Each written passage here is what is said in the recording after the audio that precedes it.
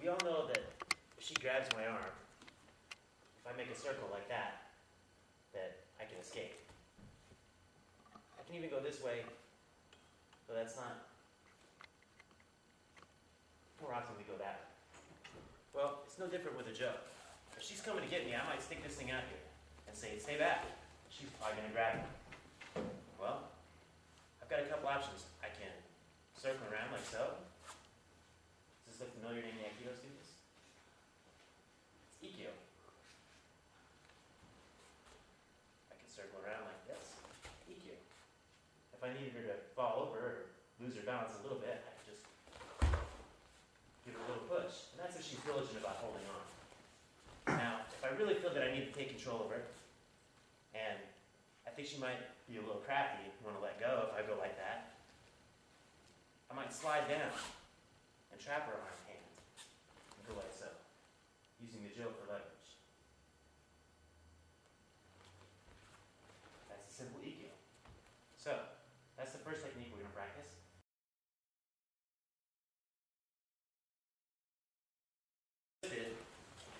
Is coming around like so.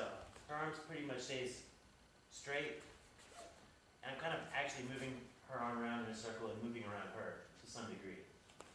If I change this just slightly, and when I come up, move into her, I've got a Ikkyo, because I've bent her elbow. This is slightly different than the Ikkyo, because Ikkyo, arm straight, hand like so.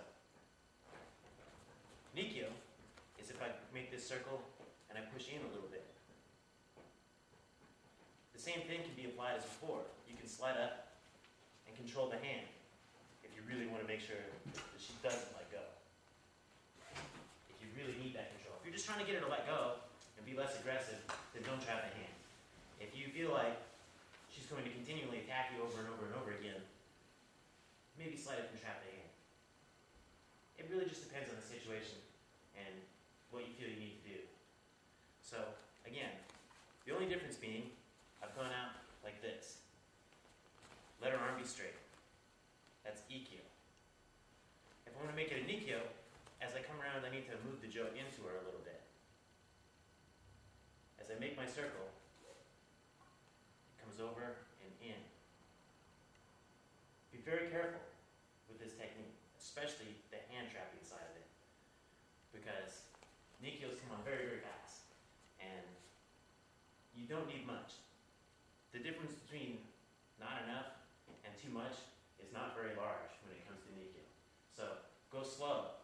Be careful. This one is, even though it doesn't look that tricky, is a lot more tricky than the last one, because you really have to, not only are you making a circle, but you have to think about how you're moving in.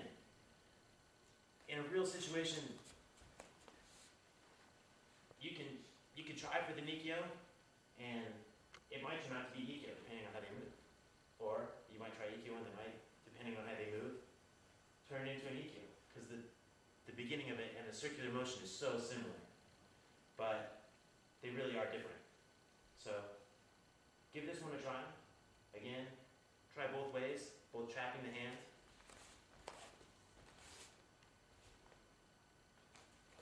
and not trapping.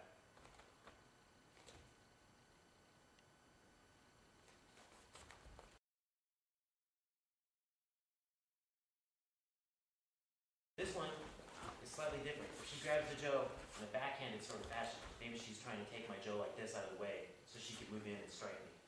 You know, she's trying to move it out of her way. Alright? Or move it this way so she can move in and strike. What you do kind of depends on which way she's moving. For now, we're going to move with something like this. And this is very simple. All you have to do is she moves that so that way, is move into her and go down.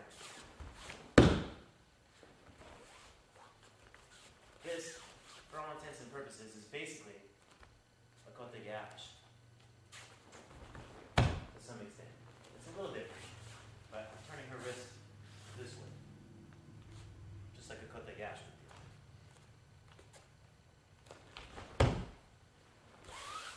This is very same, pretty much the same.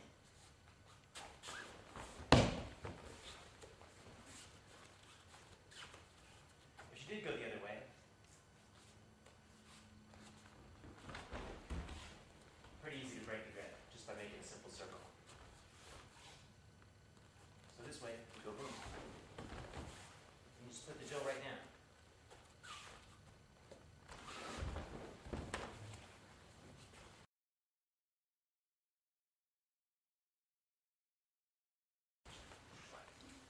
pulls around this way, and I go like that, she's probably gonna let go, because that's weird. I'm just gonna stick my stick. I'm just gonna keep it going and stick it right behind her legs. Go here. So, I could go like so. She lets go. That's fine. I can reach all the way across here too. Notice, I've got that Jo pretty deep back there. Behind one ankle is probably sufficient. You'd be surprised how much that messes with your balance. But if you're worried about him stepping over it, stick it through a little deeper. She might step over with this far leg, but not with this one. Let me turn it around, I'll show you. She's not going to step over with the other leg. So you can just pull here, or pull here. Just hit this little nerve center right there. Or you can just go for typical style Hatinagi, where you're dragging over this shoulder, or sinking into this little spot by the collarbone. Right in there. So she grabs, I go here, she looks to let go, that's fine.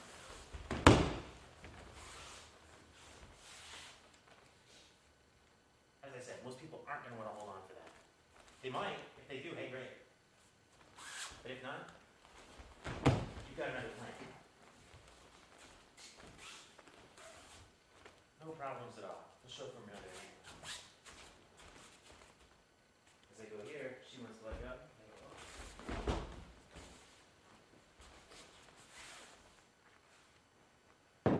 I remember when this was first done to me, and you're going to be surprised how much this little Jo just laying right behind you, even if it's just behind one foot, is going to mess with you. You're going to think, oh, I wouldn't fall from that. Give it a try. You'll see you probably will.